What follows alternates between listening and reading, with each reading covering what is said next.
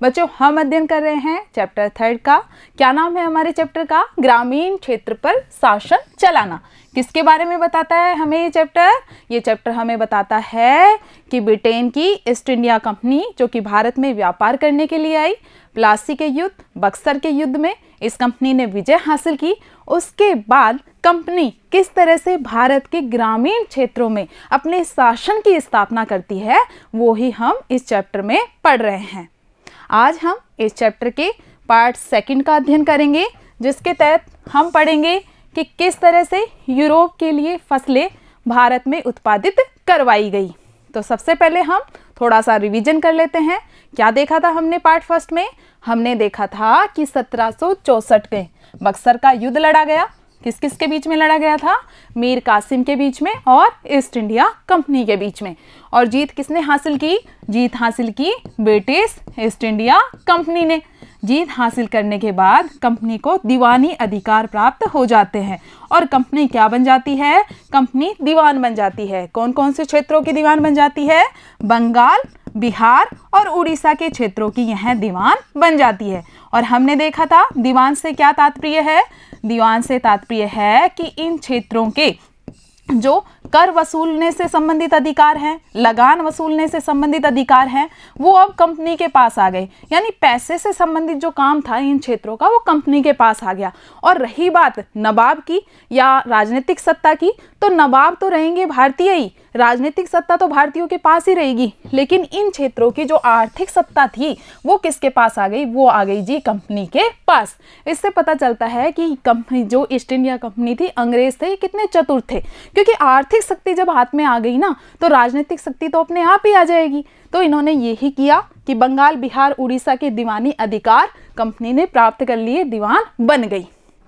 अब कंपनी चूंकि उद्देश्य क्या था? अधिकतम लाभ कमाना। दीवान बनते ही कंपनी ने राजस्व इकट्ठा करने के लिए, राजस्व भी बता दिया था आपको क्या होता है राजस्व, कि जो सरकारी आय होती है, सरकार की जो आय होती है, राज्य की जो आय होती है, उसे हम राजस्व कहते हैं। अब जो सरकार को आय हो रही थी, सरकार को आय किससे हो रही थी? भूमि से हो रही थी। उद्योग धंधे इतने अधिक विकसित नहीं थे। अब कंपनी ने अधिक से अधिक राजस्व प्राप्त करने के लिए लगान की नई नई व्यवस्थाएं निर्धारित की, जिसमें हमने देखा स्थायी बंदोबस्त व्यवस्था थी, इसके अलावा महलवाड़ी व्यवस्था थी और रैयतवाड़ी व्यवस्था थी। सबसे पहले स्थायी बंदोबस्त व्यवस्था शुरू की गई, लेकिन उसमें कुछ समस्याएं आई तो अन्य 2 व्यवस्थाएं प्रारंभ की गई। लेकिन इन सारी व्यवस्थाओं का निचोड़ ये निकला कि जो किसान थे वो गांव छोड़कर भागने लग गए, क्योंकि इतनी अधिक लगान की दरें थी कि किसान उसको अफोर्ड ही नहीं कर पा रहे थे। किसान वो लगान की दरें चुका ही नहीं पा रहे थे। अब कंपनी ने दूसरे तरीके खोजने शुरू कर दिए। तभी कंपनी का ध्यान गया कि क्यों न भारत में कुछ ऐसी फसलों का उत्पादन करने पे जोर दिया जाए जिसकी कि यूरोप के बाजारों में मांग हो। और ऐसी फसलों के रूप में उन्होंने सबसे ज़्यादा जोर दिया नील की खेती पर, कपास की खेती पर, पटसन वगैरह, जूट की खेती पर। ठीक है, तो इन सब की खेती पर जोर देना शुरू किया। और लगभग उसी दौरान इंग्लैंड में औद्योगिकरण प्रारंभ हो गया। औद्योगिकरण से क्या तात्पर्य है? औद्योगिकरण से तात्पर्य है बड़े पैमाने पर जब उद्योग धंधों की स्थापना हो और अधिकतर काम मशीनों से होने लगे, बड़ी बड़ी मशीनों से। अब जब उद्योग धंधे स्थापित होंगे तो उद्योग धंधे में कच्चे माल की भी जरूरत होगी। माना कि मैं अगर वस्त्र उद्योग का उदाहरण लूं तो उसमें रंगने के लिए भी कच्चा माल चाहिएगा। ठीक है, तो इसी के तहत हम देखेंगे कि जैसे जैसे औद्योगिकरण होता है किस तरह से भारतीयों पर दबाव डाल करके जबरदस्ती खेती करवाई जाती है, जिसमें नील की खेती भी महत्वपूर्ण है। तो हम इस पार्ट के अंतर्गत यही पढ़ेंगे कि किस तरह से किसानों से अब तक तो लगान वसूलने के लिए अलग अलग पद्धतियां अपनाई जा रही थी, अब कंपनी ध्यान देती है जबरदस्ती उनकी जो व्यापारिक फसलें हैं वो यहाँ के किसानों से उगवा सके। और उसी के तहत हम नील विद्रोह को भी पढ़ेंगे। तो चलो शुरू करते हैं। अंग्रेजों ने महसूस किया कि ग्रामीण इलाकों से हमें राजस्व जो प्राप्त हो रहा है लगान के थ्रू, वो तो हो ही रहा है, लेकिन यहाँ यूरोप की ज़रूरतों के हिसाब से फसल भी पैदा की जा सकती है। भाई एकमात्र ये बात हमेशा ध्यान में रखना कि आखिर थी तो वो व्यापारिक कंपनी ना, हर चीज़ में क्या देखेगी? फायदा देखेगी।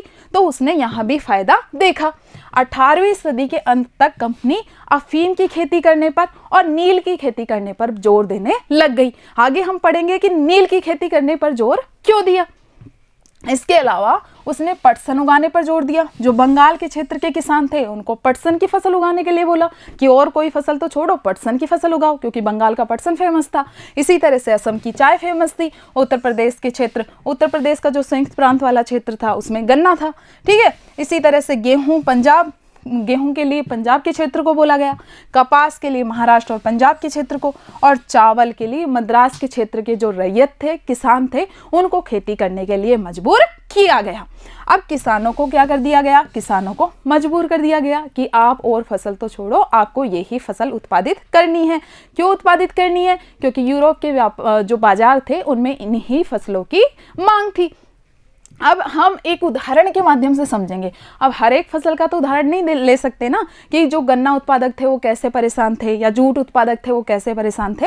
तो अपन ने एक उदाहरण के माध्यम से समझेंगे, नील की खेती के माध्यम से, कि किस तरह से किसान इससे परेशान हो गए थे, जो ये इन्होंने दबाव डालकर खेती करवाने की नीति अपनाई थी। सबसे पहले थोड़ा संक्षिप्त परिचय प्राप्त कर लेते हैं नील के पौधे का। यहाँ आप चित्र में देख पा रहे हैं, ये है नील का पौधा, और इसी से ही जो नील बनता है।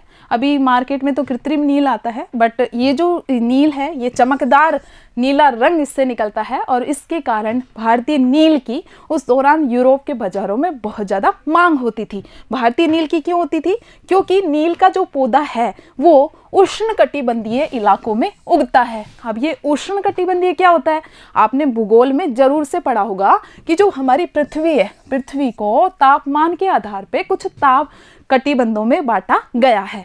जो हमारी भूमध्य रेखा है, जो हमारी 0 डिग्री रेखा, जिसे हम भूमध्य रेखा भी कहते हैं, विषुवत रेखा भी कहते हैं।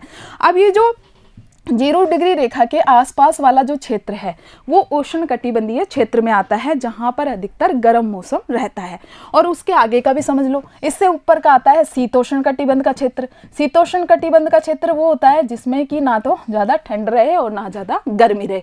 तो फिलहाल तो हम बात कर रहे हैं उष्णकटिबंधीय क्षेत्र की। अब उष्णकटिबंधीय इलाकों में नील का पौधा उगता है, और भारत का अधिकांश जो हिस्सा है वो उष्णकटिबंधीय क्षेत्र में ही आता है। 13वीं सदी तक हम देखते हैं कि जो इटली है, फ्रांस है और ब्रिटेन, इनके जो कपड़ा उत्पादक थे वो रंगाई के लिए भारत के नील की बहुतायत में मांग करते थे, क्योंकि वो भारतीय नील का ही इस्तेमाल करते थे। लेकिन भारतीय नील यूरोप के बाजारों में आसानी से उपलब्ध नहीं होता था। और क्या कहता है मांग का नियम, कि जब किसी वस्तु की मांग ज़्यादा हो और वो वस्तु बाजार में उपलब्ध कम हो, यानी उसकी पूर्ति कम हो, तो कीमत तो बढ़ेगी ना। तो उसकी भारतीय नील चूंकि यूरोप के बाजारों में बहुत कम उपलब्ध हो पाता था, इसलिए उसकी कीमत बहुत ही ज़्यादा ऊंची थी। इसलिए क्या किया कि जो यूरोपीय उत्पादक थे, जो फसल उत्पादन करने वाले थे यूरोप के, उन्होंने बैंगनी और नीला रंग बनाने के लिए वोड नामक पौधे पर निर्भर होना शुरू कर दिया। समझो इसको, कि वैसे तो नील का पौधा ही सर्वश्रेष्ठ था, नीला रंग, चमकदार नीला रंग इससे प्राप्त होता था, लेकिन भारत का नील आसानी से प्राप्त नहीं हो पाता था, और अगर मिलता भी तो ऊंची कीमत थी। तो यूरोप के उत्पादकों ने सोचा कि क्यों ना कोई ऐसी फसल खोज के निकाली जाए जो कि नील के पौधे जैसा ही रंग दे दे। तो उन्होंने एक फसल खोजी, वो थी वोड, और उन्होंने वोड की खेती करना शुरू कर दिया बैंगनी और नीला रंग प्राप्त करने के लिए। अब क्या हुआ, शीतोष्ण क्षेत्र में उगने के कारण वोड यूरोप में आसानी से मिलने लग गया। अभी हमने बात की थी ना शीतोष्ण क्षेत्र की, ये उष्णकटिबंधीय क्षेत्र था और इससे ऊपर ये शीतोष्ण क्षेत्र। तो शीतोष्ण क्षेत्र में वोड का पौधा उगता है, और हम देखते हैं कि यूरोप का अधिकांश जो भाग है वो शीतोष्ण कटिबंध में आता है, कुछ कुछ जो भाग है।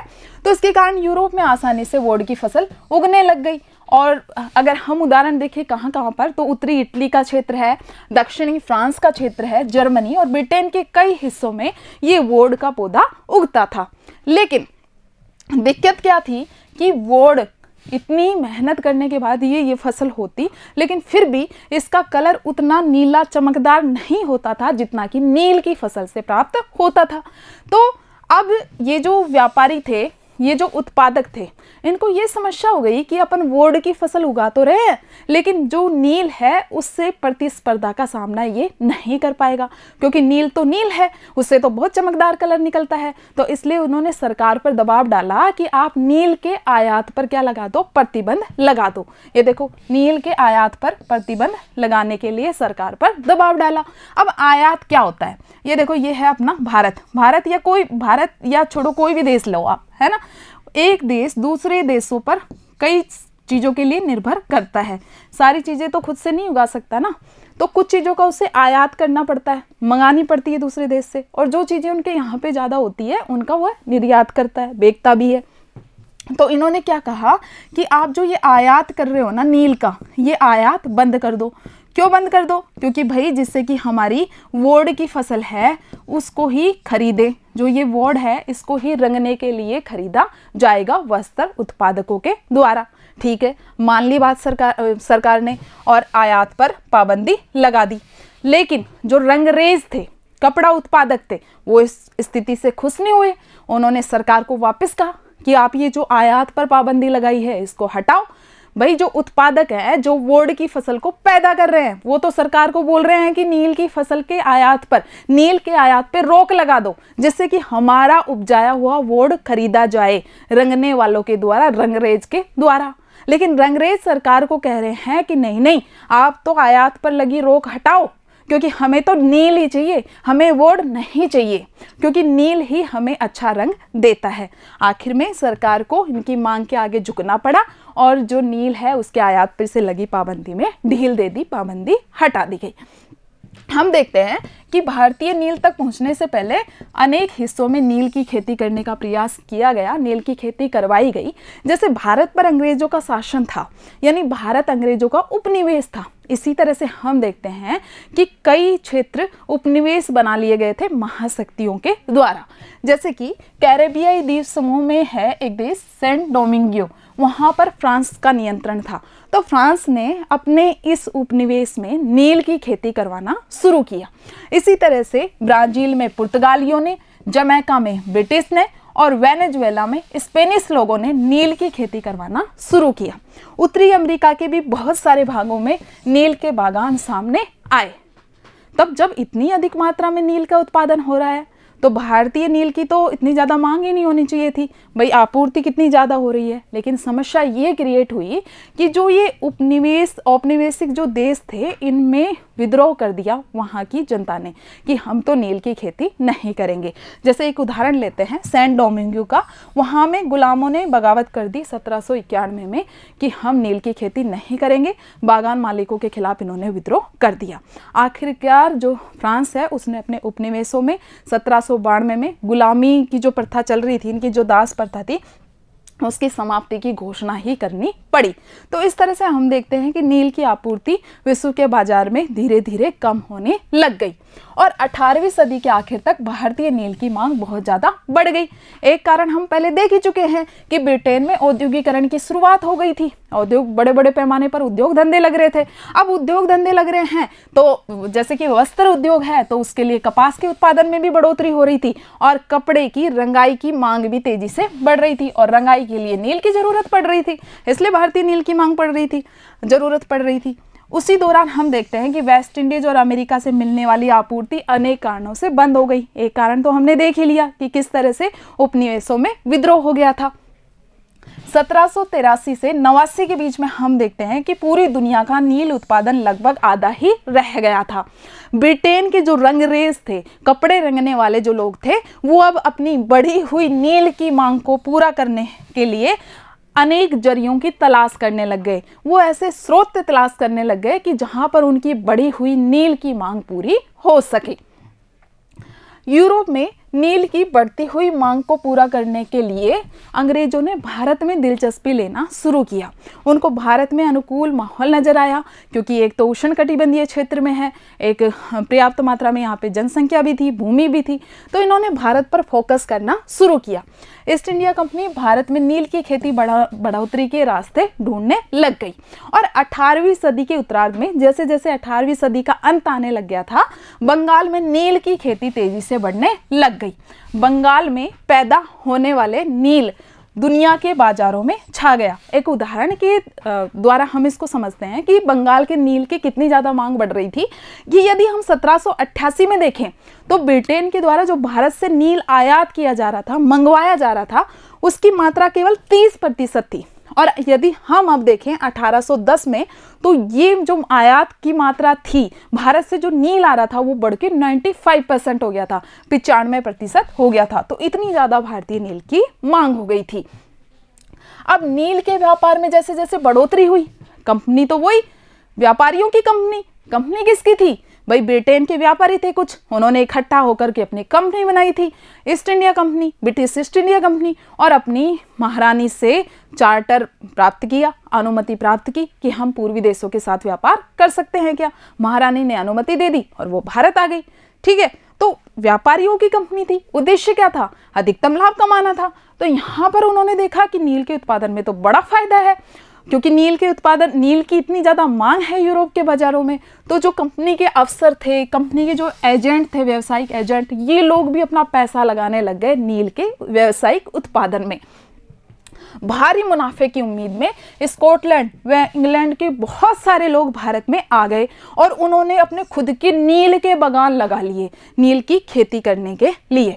जिनके पास नील की पैदावार के लिए पैसा नहीं था, उनको आसानी से कंपनी और नए नए बैंक कर्जा देने को तैयार रहते थे, क्योंकि सबको ये लगता था कि नील की खेती से तो बड़ा फायदा है।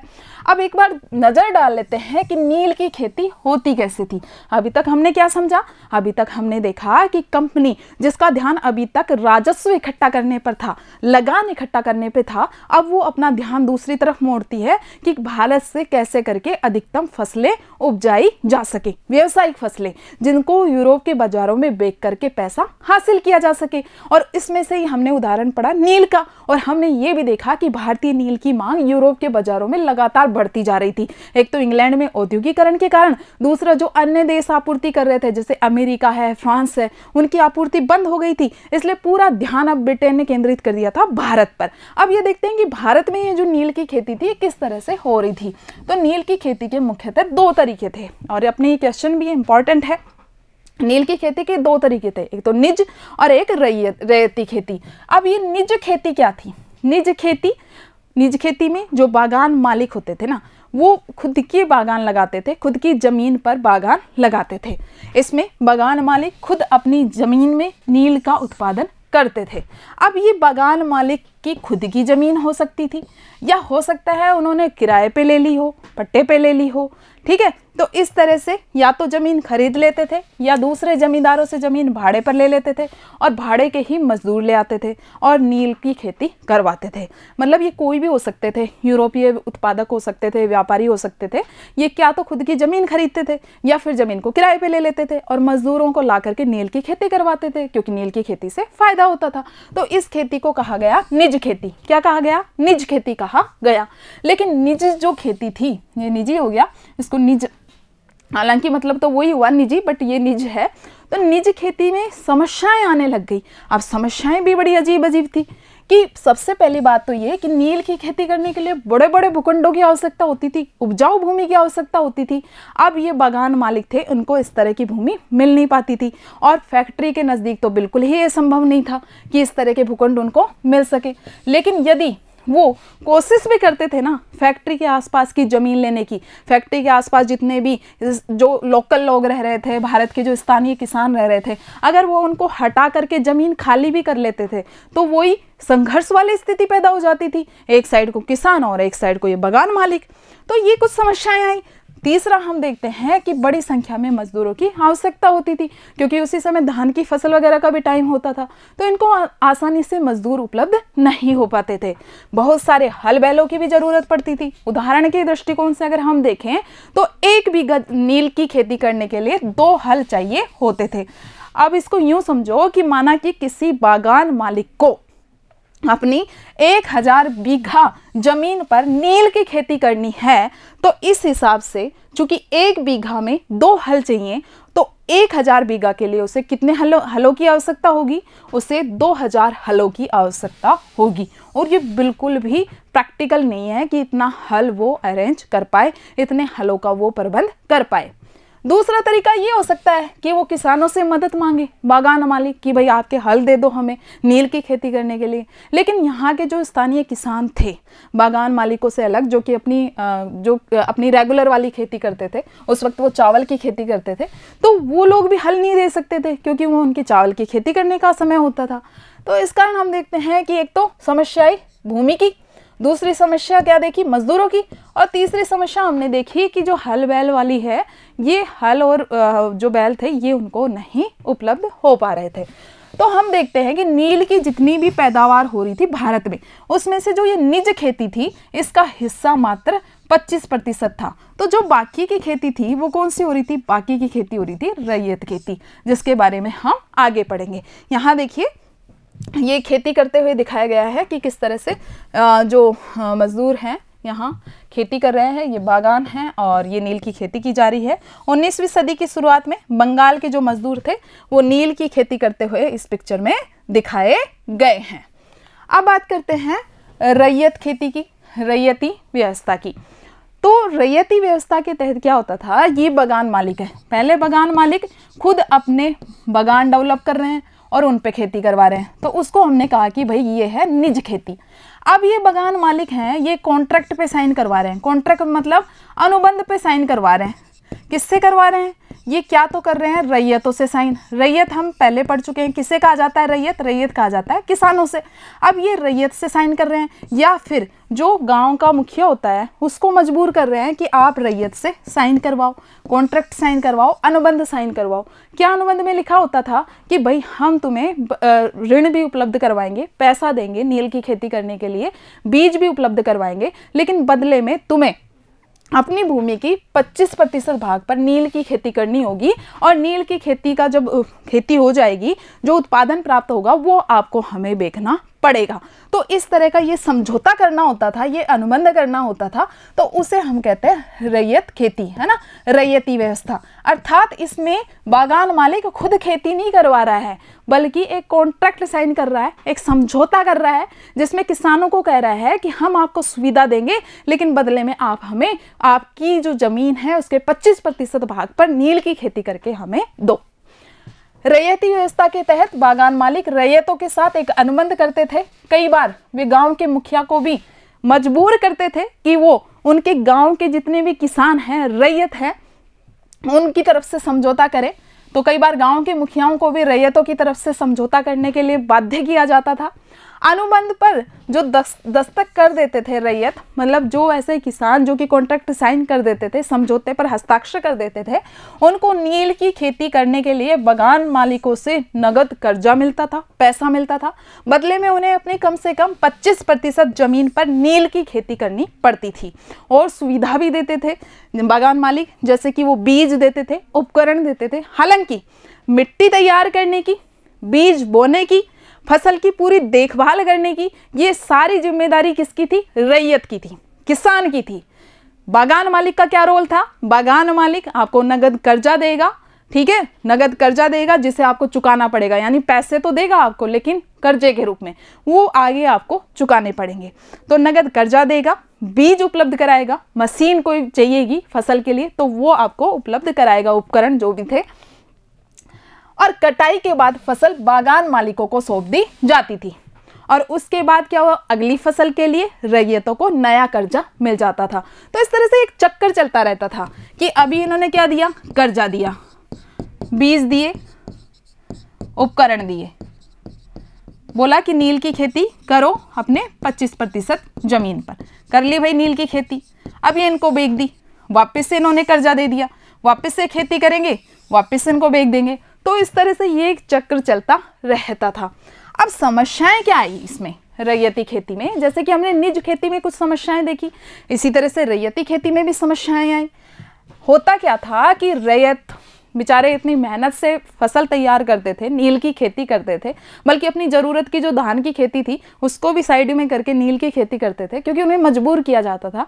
तो जब ये बेचने जाते थे फसल तैयार होने के बाद, तो उनको बहुत कम पैसा मिलता था, इतना पैसा भी नहीं मिलता था कि जो कर्जा लिया है उस कर्जे को ही उतार सके। तो कैसे उनका काम चलेगा, रैयतों को फसल कटने पर कम कीमत पर फसल बेचने को मजबूर किया जाता था, जिससे वो अपना कर्जा ही नहीं चुका पाते थे, ऋण ही नहीं चुका पाते थे, और कभी न खत्म होने वाले कर्जे के जाल में फंस जाते थे। कर्जे के चक्कर में ऐसे फंसते थे कि निकल ही नहीं पाते थे। हर बार एक नया कर्जा, हर बार एक नया कर्जा। अरे भाई, फसल बेचने के बाद कम से कम इतना तो मिले ना किसानों को कि वो अपना कर्जा चुका सके और अपनी रोजी रोटी की व्यवस्था कर सके। लेकिन किसान इसलिए परेशान हो गए नील की खेती से जो रैयती खेती थी कि उनको कर्जा चुकाने जितना भी जो मुनाफा तो बहुत दूर की बात है, कर्जा चुकाने जितना पैसा भी नील की खेती को बेचने के बाद नहीं मिल पाता था। और बागान मालिक की दूसरी शर्त ये होती थी कि जो किसान इस अनुबंध पर साइन कर रहा है नील की खेती करने के लिए, वो अपने सबसे उपजाऊ खेतों पर नील की खेती करे।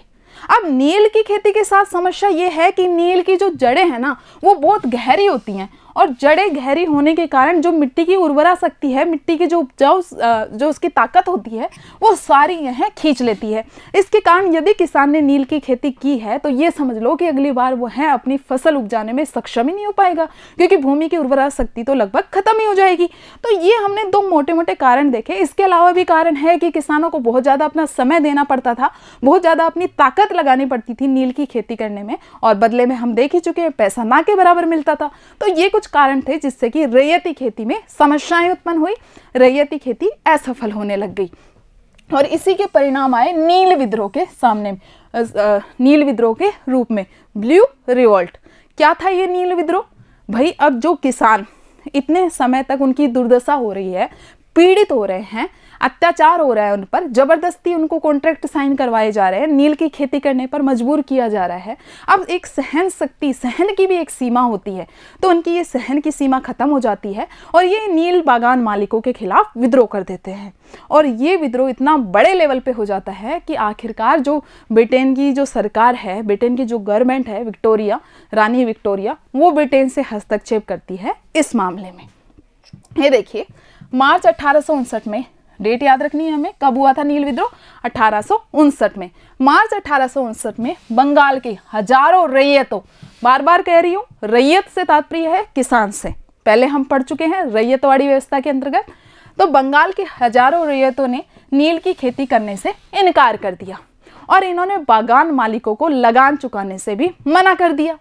और तो और इन्होंने, मतलब ये इतने उकता चुके थे ना, इतने धाप चुके थे, हम जिसे कहें इनकी सहन शक्ति बिल्कुल खत्म हो चुकी थी। तो इन्होंने अपने जितने भी परंपरागत औजार थे इनके पास, तलवार, भाले, तीर, कमान, यहाँ तक कि महिलाओं ने तो बर्तन के द्वारा नील की फैक्ट्रियों पर हमले बोल दिए। और बागान मालिकों के लिए उनके समुदाय के यदि कोई लोग काम कर रहे थे तो उनका सामाजिक रूप से बहिष्कार कर दिया कि हुक्का पानी बंद, हम आपसे नहीं बोलेंगे क्योंकि आप तो बागान मालिकों का साथ दे रहे हो।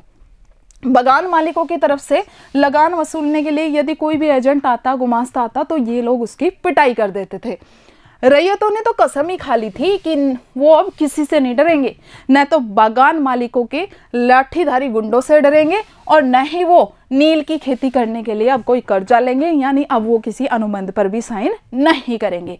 1859 में हम देखते हैं कि बहुत सारे गांवों के मुखिया भी तो परेशान हो गए थे ना, क्योंकि उनसे ज़बरदस्ती साइन करवाया गया था। गांव के मुखिया को मजबूर किया गया था कि वो पूरे गांव के रैयतों की तरफ से अनुबंध पर साइन करें। तो गांव के मुखिया ने भी इस विद्रोह को अपना समर्थन दे दिया।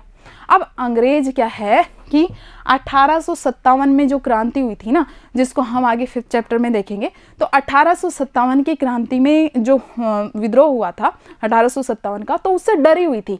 अंग्रेजों को ये चिंता हुई कि कहीं ये विद्रोह इतना ज़्यादा ना बढ़ जाए कि उन्हें भारत ही छोड़कर जाना पड़े, तो इसलिए वो इस समस्या को ज़्यादा बढ़ाना नहीं चाहती थी।